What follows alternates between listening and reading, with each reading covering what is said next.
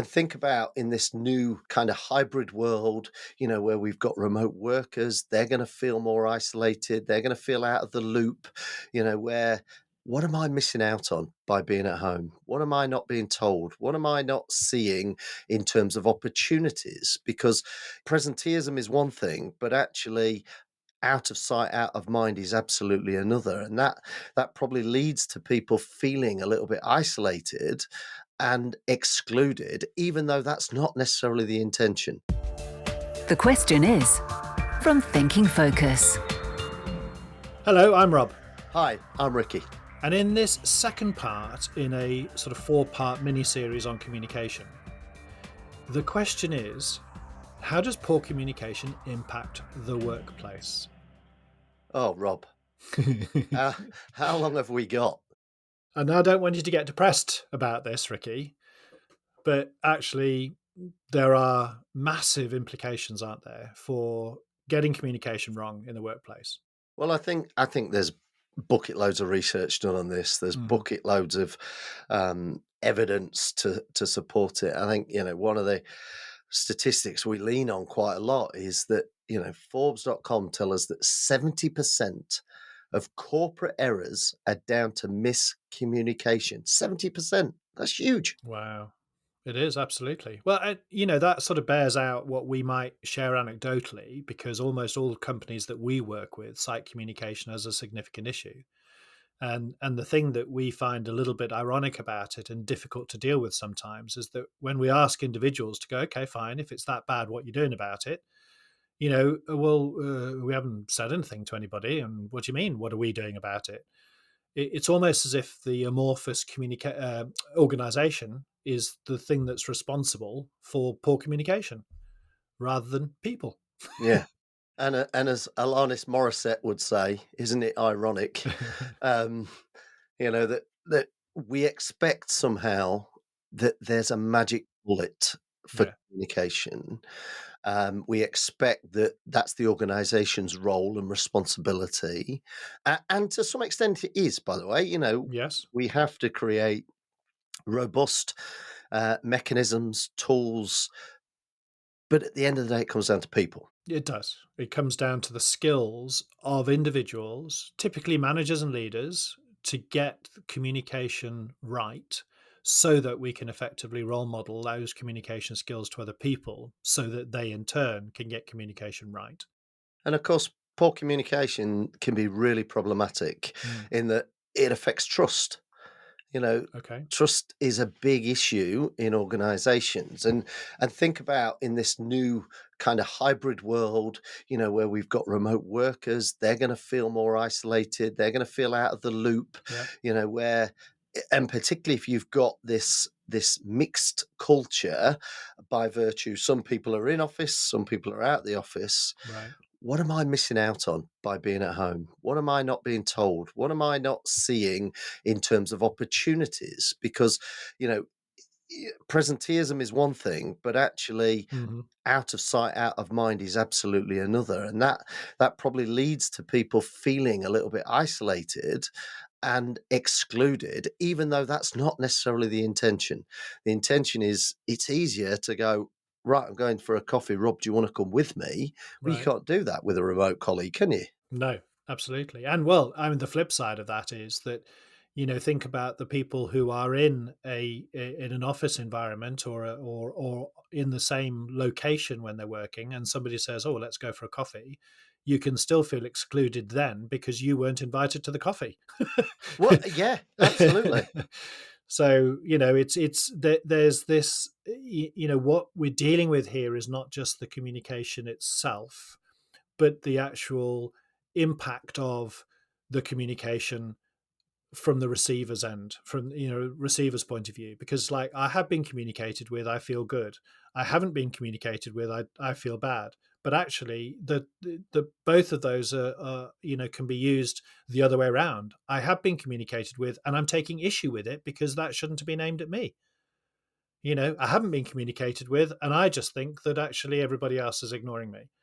So, there's the issue of communication itself affecting trust, as you said, and enabling or rather disabling people fully contributing to the workplace and perhaps being disengaged by that.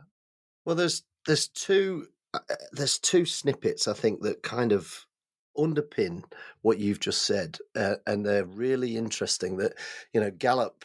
I think the survey was released in August this year, Yes, correct. and you've got 74% of employees feel like they're missing out on company news due to poor communication. Wow.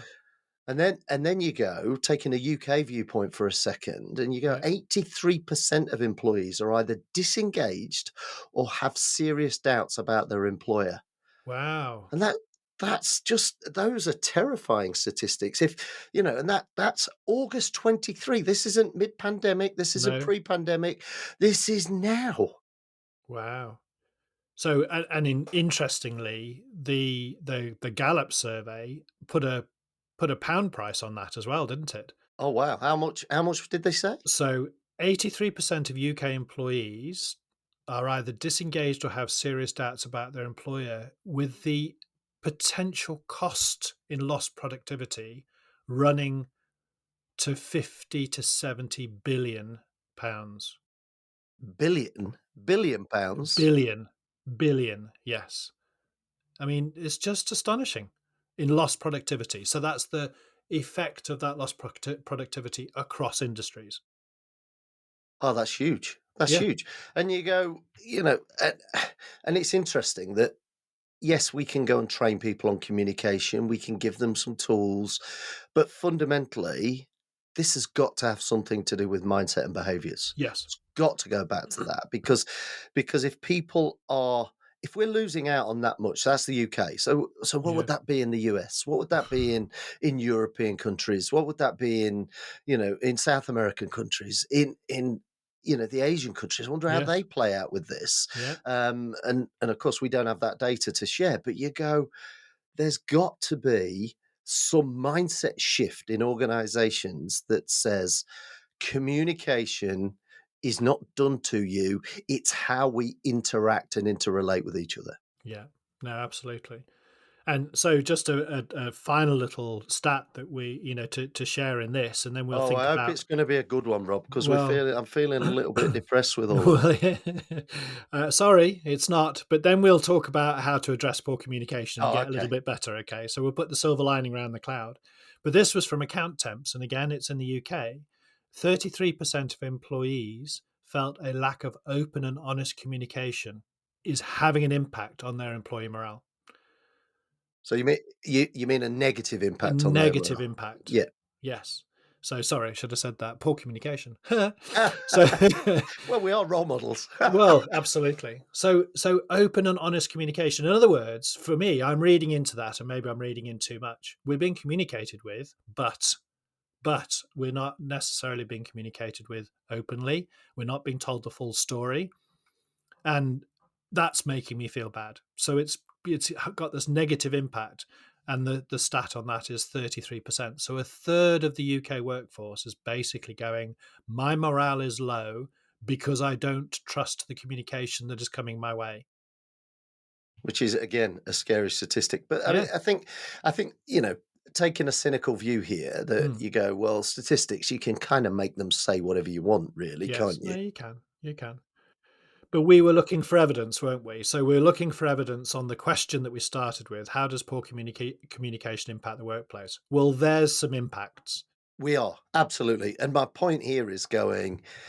Whether you say it's 50 to 70 billion, whether you say Mm, it's 33%, the reality is it isn't zero, is it? correct. So there is work to do here, and there are things that we can you know, make some real simple changes or improvements in terms of how we do that. And that kind of, I suppose, leads us into okay, so what can we do to address poor communication in the workplace? Well, I suppose the first one for me is, and we do a lot of talk about this with clients that we work with, and it's about establishing clear expectations as Right. early as possible, ideally up front. So you and I, we start working together. Mm, Let's agree ground rules as line manager and report. Let's agree some clear ground rules between how we are going to work together. So how do we get the best out of each other is kind of the Okay. intention behind this. Okay. So this is about expectations, right? Managing expectations. Right. Totally. Okay. Let's get those agreed up front. That then provides a foundation for our relationship, but it's not about, right, Rob, I'm going to sit you down and tell you everything I want from you. Mm, This is two-way. So it's about setting expectations of each other. right. So, when things are going well, when things are not going so well, how do you want feedback? How do you want to, how do you want me to manage you? Do you want it to be micromanaging? Do you want it to be at arm's length or whatever? But for me, the most important bit in all of this, by a mile, is the next bit, which is going, how do we let each other know Right. when we fall below that agreement, that Right. expectation that we've established? Yeah. Because we're all human and we are going to fall below that standard at some point. Let me share a little role model story with you. Not from me, I wish it was, but from a previous manager of mine, a guy who, on the first day of a new job, I bumped into him seemingly coincidentally in the corridor, but he might have sort of engineered that. I don't know. But he said to me, Rob, you and I have got a bit of time together tomorrow afternoon, 2 o'clock. And if you don't mind, I'd like to ask you a question now. And of course, new manager, new job. I'm not going to say no. And I went, yeah, sure, go ahead. And he said, all I'd like to know is, how would you like me to manage you? And then off he toddled, and off I toddled. And the following day, we sat down and we had a full and frank discussion, exactly like you've just described, about what those expectations could be. And it was brilliant, absolutely brilliant. Yeah, there's two things I really like there. Mm, One, he's teed you up. He started you thinking so that when you arrive, you've already done some thought because even if correct. you've not thought about it deeply, you will have done some thinking about that. And I And did. Yeah. and he's engaged you early. He's Yes. engaged you early. He started the process, a day before, Mm. and going, right. Let's start thinking about this. And it shows that, for me, it shows that he's bothered about you, and he's bothered about how you're going to get the best out of each other. And was absolute genius in terms of the timing, because all of the thinking that I did was in my own time. It wasn't in his. Yeah. So, and I have to say, just to give the guy his credit, for the following 3 years that I worked directly with him, he continued in that same vein. So it was just great. Let's look at another one then. Well, just before we do, because I think what he's doing Mm, is going, when employees understand their roles and responsibility, right. it's going to reduce the Those misunderstandings, misunderstandings. Yeah. but more importantly, it's going to build trust in your manager. Like, Yes. just look at the example you shared. Yeah. You were loyal to him for 3 years that you worked together beyond that particular conversation Yeah. because he's established a foundation level of trust with you, Yeah. and you've removed some misunderstanding, which just helps communication. Yeah. No, true story. Absolutely. So addressing poor communication in the workplace, what else could we do? Well, for me, it comes back to feedback. You've got to get good Mhm. at feedback, and that includes recognition, by the way, because it's not just picking people up on the bad stuff. Right. We would always emphasize focus on catching people in, not catching them out, because I think it reinforces that you're on my side. You've got my back, Yes. and for me, it's all about how can we create an environment where feedback is not just given, but it's sought after too, Right. and people believe that the feedback that they give is given with good intent, or received with good intent. So it's all about intention over action. You've said something, I don't like it, and that makes you a bad person. My intention, I might not be good at giving the feedback, but if you start from a perspective that my intention is good, Mm. you're likely to forgive my perhaps bungling the feedback attempt because you recognise that I'm only trying to help. Yes. Well, what you're doing is you're sending a very clear message that you have the contribution of your employees in the forefront of your mind. Yeah, that it's not just turning up for a job and the job is irrelevant and nobody cares.